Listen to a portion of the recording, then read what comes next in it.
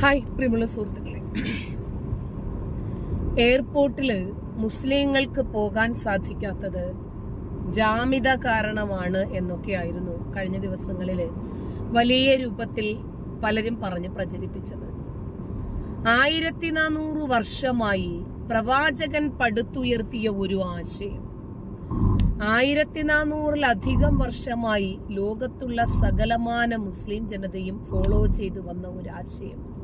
എന്തായിരുന്നാലും ഞാൻ കാരണം ആ രൂപത്തിലൊരു കോട്ടം ഇസ്ലാമിനുണ്ടാക്കാൻ സാധിച്ചതിൽ ഞാൻ ധന്യയാണ്, ഞാൻ കൃതാർത്ഥയായി. കാരണം എന്റെ പ്രവർത്തനം കൊണ്ട്, എന്റെ സേവനം കൊണ്ട് എന്റെ രാജ്യത്തെ അങ്ങനെയെങ്കിലും രക്ഷിക്കാൻ എനിക്ക് സാധിച്ചിട്ടുണ്ടല്ലോ. തൃപ്തിയായി, തിരുപ്പതിയായി മക്കളെ, തിരുപ്പതിയായി. ഇപ്പോ ഇസ്ലാം എന്ന മതത്തിന് ഒരു പോറൽ പോലും ഏൽപ്പിക്കാൻ ആർക്കും സാധിക്കില്ലെന്നാ ഇവര് പറയാറ്. അതായത് എന്റെ രാജ്യത്തിനു വേണ്ടി ഭീകരവാദികൾക്കെതിരെ, തീവ്രവാദികൾക്കെതിരെ എനിക്ക് അതൊക്കെ ചെയ്യാൻ സാധിക്കുന്നു എന്ന് പറഞ്ഞാൽ തന്നെ വലിയ കാര്യമല്ലേ. എത്രയോ ഇസ്ലാം മത വിമർശകരുണ്ട്, എത്ര കണ്ട് യുക്തിവാദികളുണ്ട്, എത്ര കണ്ട് നിരീശ്വരവാദികളുണ്ട്. ഇവരൊക്കെ ഉണ്ടായിട്ട് എന്റെ സേവനം കൊണ്ട് എയർപോർട്ടിൽ പാസ്പോർട്ട് പരിശോധിക്കുമ്പോൾ മുസ്ലിം തീവ്രവാദികളെ തിരിച്ചറിയാൻ ഇൻസ്പെക്ടേഴ്സിന് സാധിക്കുന്നുണ്ട് എന്ന് പറഞ്ഞാൽ അതെന്റെ കഴിവാണ്, അത് അംഗീകാരമാണ്, അത് മികവാണ്. അങ്ങനെ ഒരു സംഭവം ഉണ്ടെങ്കിൽ, അതായത് മുസ്ലിങ്ങൾക്ക് യാത്ര ചെയ്യാൻ സാധിക്കുന്നില്ല, എയർപോർട്ടുകളിൽ എത്തുമ്പോൾ നീ ഭീകരനല്ലടാ, ആദ്യം പാസ്പോർട്ട് ഒന്ന് നോക്കും, ഫോട്ടോ നോക്കും, പേര് നോക്കും, നീ ഭീകരനല്ലടാ, കേരള അകത്ത്. അപ്പോഴേക്ക് അമിത്ഷായും മോദിയും ഫ്ലൈറ്റുമായിട്ട് എയർപോർട്ടിൽ വന്നിറങ്ങും. ശരി, അതിനകത്ത് കയറ്റുന്നു, നേരെ കൊണ്ടുപോകുന്നു, തിഹാർ ജയിലിൽ അടയ്ക്കുന്നു. ആ ഒരു രീതി കാരണം കേരളത്തിൽ ഇപ്പോൾ മലയാളികളായിട്ടുള്ള മുസ്ലിങ്ങൾ എയർപോർട്ടിലേക്ക് പോകാറില്ല അത്രേ. എന്താ കാരണം? ഇങ്ങനെ തിഹാർ ജയിലിൽ അടക്കുകയാണേ. ഇതൊക്കെയാണ് ഓരോ മാക്രികൾ പറഞ്ഞ് പ്രചരിപ്പിക്കുന്നത്. ശരി, അതും ഒരു അംഗീകാരയോഗ്യമായി തന്നെ എടുക്കുന്നു. ഭീകരവാദികളും തീവ്രവാദികളും രാജ്യവിരുദ്ധരും കൊടിവച്ച കാറിൽ യാത്ര ചെയ്തുകൊണ്ടിരിക്കുന്ന നാട്ടിലാണ് നമ്മൾ ജീവിക്കുന്നത്. ഭീകരർക്ക് പ്രത്യേകമായിട്ടുള്ള ഒരു സ്ഥാനം കൽപ്പിക്കപ്പെടുന്ന ഈ നാട്ടിൽ തഹാവൂർ ഹുസൈൻ റാണയെ പോലെയുള്ള കൊടും ഭീകരന്മാർക്ക് വിരുന്നൊരുക്കുന്ന, അവരെ ചെന്ന് കാണുന്ന ജഡ്ജിമാരടക്കമുള്ള സാധാരണക്കാരൻ സഹായികളായി, ഗൈഡായി കേരളത്തിന്റെ ഭൂമിശാസ്ത്രം പഠിപ്പിച്ച മാപ്പ് നൽകി അവരെ പരിപോഷിപ്പിച്ച് അവരുടെ കയ്യിൽ നിന്ന് നക്കുന്നുണയും വാങ്ങി നക്കിക്കൊണ്ടിരിക്കുന്ന ഈ നാട്ടിൽ എനിക്ക് അങ്ങനെ ഒരു സേവനം ചെയ്യാൻ സാധിക്കുന്നെങ്കിൽ എന്റെ ജീവിതം ധന്യമായി, ലക്ഷ്യത്തിലെത്തിയെന്ന് വിചാരിക്കുന്ന ആളാണ് ഞാൻ. ഇപ്പോൾ റഷ്യയില് മലയാളികളായിട്ടുള്ള മുസ്ലിം വിദ്യാർത്ഥികളെ നാട് കടത്തിക്കൊണ്ടിരിക്കുന്നു. അതും ഇനി ഞാൻ കാരണമാണോ? സൗദിയില് MBS എന്ന് പറയുന്ന മുഹമ്മദ് ബിൻ സൽമാൻ സിനിമാ തിയേറ്ററുകൾ തുറക്കുന്നു.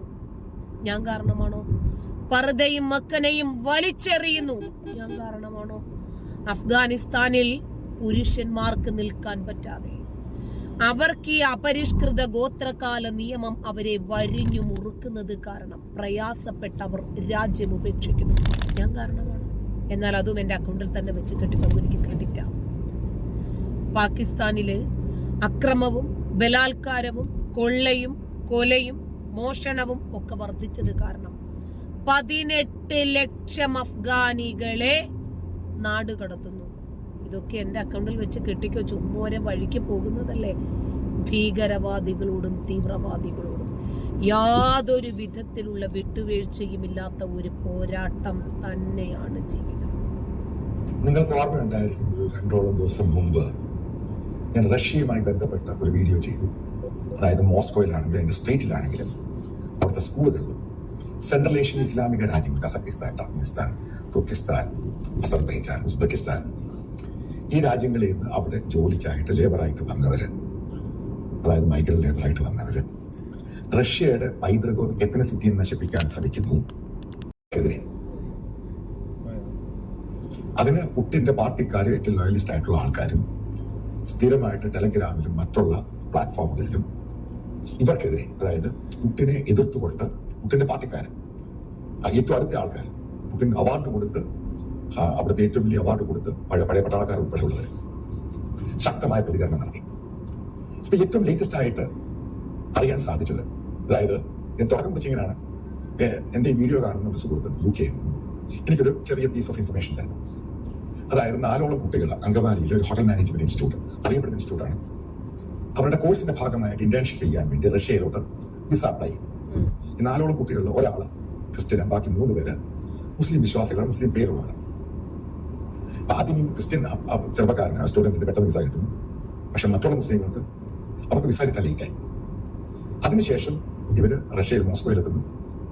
മോസ്കോയിലെത്തിയിട്ട് ആ ക്രിസ്ത്യൻ പയ്യനെ പെട്ടെന്ന് ക്ലിയർ ചെയ്ത് ആ രാജ്യത്തോട്ട് എൻട്രി കൊടുക്കുന്നു. ബാക്കിയുള്ള 3 പേര് മുസ്ലിങ്ങളായിട്ടുള്ള ആ സ്റ്റുഡൻസിനെ ഒരു ദിവസം മുഴുവനും രാത്രിയിൽ ആ എയർപോർട്ടിൽ ഫുൾ ഡേ അവിടെ ഇരുത്തുന്നു. പിന്നീട് അടുത്ത ഫ്ലൈറ്റ് വരുന്നില്ല, തിരിച്ചു കയറ്റിയായിരിക്കും.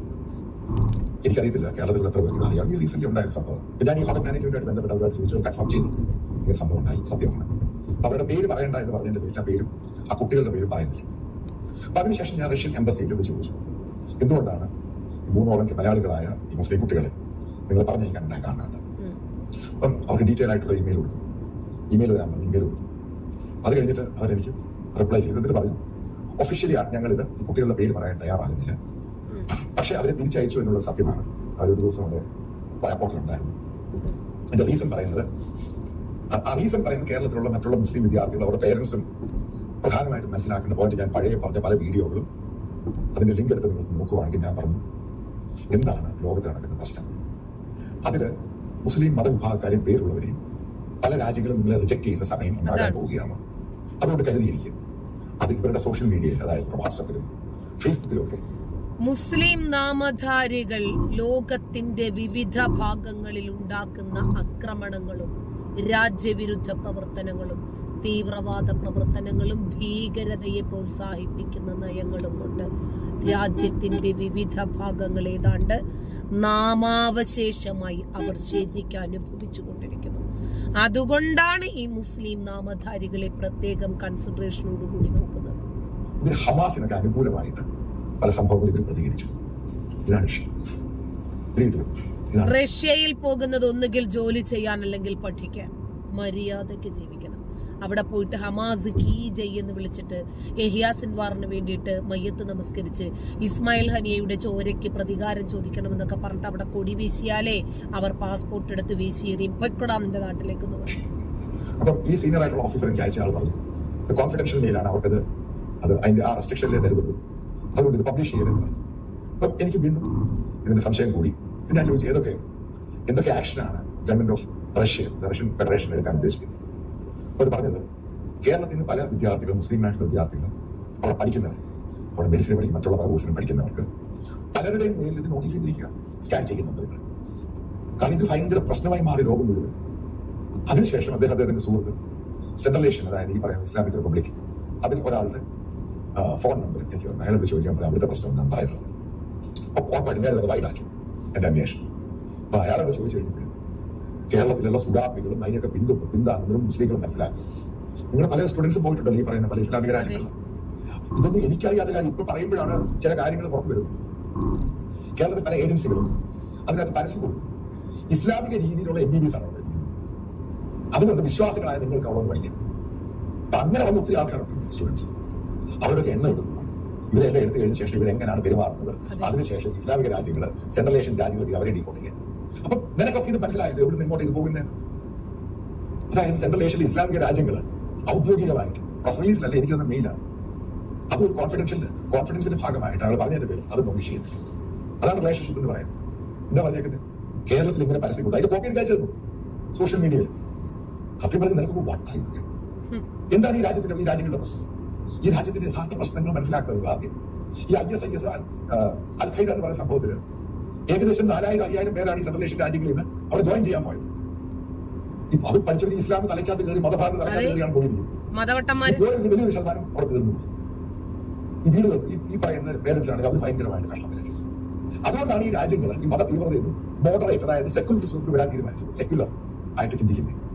അത് പല രാജ്യങ്ങളിൽ നിന്നും ഇസ്ലാം മത ഭീകരതകളും തീവ്രവാദവും തലയ്ക്ക് പിടിച്ചിട്ടുള്ള യുവതാരങ്ങൾ ഐസിസിലേക്കും ലഷ്കർ-ഇ ത്വയ്ബയിലേക്കും മറ്റുമൊക്കെ പോകുവാണ്. കാരണം ഞങ്ങൾക്ക് ജിഹാദ് ചെയ്യണം, ഞങ്ങൾക്ക് അമുസ്ലിങ്ങളെ ഒന്ന് ചിതറി തെറിപ്പിക്കണം എന്ന് പറഞ്ഞിട്ട് ഇവര് പോയിട്ട് ഈയാമ്പാറ്റകളെ പോലെ ചത്തൊടുങ്ങുക. ആർക്ക് നഷ്ടം? കഷ്ടപ്പെട്ട് പ്രതീക്ഷയോടുകൂടി വളർത്തി സ്വപ്നം കണ്ട മാതാപിതാക്കൾക്ക് നഷ്ടം. വാർദ്ധക്യകാലത്ത് ഇവര് ഞങ്ങളെ സംരക്ഷിക്കും എന്ന് പ്രതീക്ഷിച്ച് വളർത്തിയ മാതാപിതാക്കൾക്ക് നഷ്ടം. അല്ലാതെ ആർക്കാ? അവനൊക്കെ പോയി എന്നുള്ളതല്ലാതെ ഇപ്പൊ വേറെ ആർക്ക് എന്ത് വരാൻ പോകുന്നു? ഇത്രയ്ക്ക് ഉള്ളൂ. അപ്പൊ പല രാജ്യങ്ങളിലും പോയി അടങ്ങി ഒതുങ്ങി ആ രാജ്യത്തിന്റെ നിയമം അനുശാസിക്കും വിധം ജീവിക്കണം. അല്ലാതെ ഇന്ത്യ ഒരു മതേതര രാജ്യമായതുകൊണ്ട് ഇതിനകത്ത് കിടന്ന് കാണിക്കുന്ന അഹങ്കാരങ്ങളും അഹമ്മദിയും ഒക്കെ ആയിട്ട് അഹംഭാവവും തലയ്ക്ക് പിടിച്ചിട്ട് പ്രതിഷേധിക്കാനും കൊടിവീശാനും ഹമാസിന് കീജയ് വിളിക്കാനും ഒക്കെ ഉണ്ടല്ലോ. മറ്റ് രാജ്യങ്ങളിലേക്ക് പോയാലേ പിന്നീട് അനിക്സ്പ്രേയുടെ പരസ്യം പോലെ ആയിപ്പോകും. ഒന്നുമല്ലെങ്കിൽ ട്രംപ് ചങ്ങലക്കിട്ടെങ്കിലും അവനവന്റെ രാജ്യത്ത് കൊണ്ടുവന്ന് എത്തിച്ചു തന്നല്ലോ. മറ്റെല്ലാ രാജ്യങ്ങളിൽ നിന്നും ആ കൺസിഡറേഷൻ പോലും കാക്കാമാര് പ്രതീക്ഷിക്കണ്ട. നിങ്ങൾ മടിയിൽ കനമുണ്ടെങ്കിൽ വഴിയിൽ ഭയപ്പെടണം. നിങ്ങൾ തീവ്രവാദികളാണെങ്കിൽ ഇന്നല്ലെങ്കിൽ നാളെ നിങ്ങൾ പിടിക്കപ്പെടുക തന്നെ ചെയ്യും. ഈ രാജ്യത്തിനെതിരെ നിങ്ങൾ പ്രവർത്തിച്ചിട്ടുണ്ടെങ്കിൽ ലോകത്തിന്റെ ഏത് കോണിൽ പോയി ഒളിച്ചാലും നിങ്ങൾക്ക് പിടി വീണിരിക്കും. നന്ദി.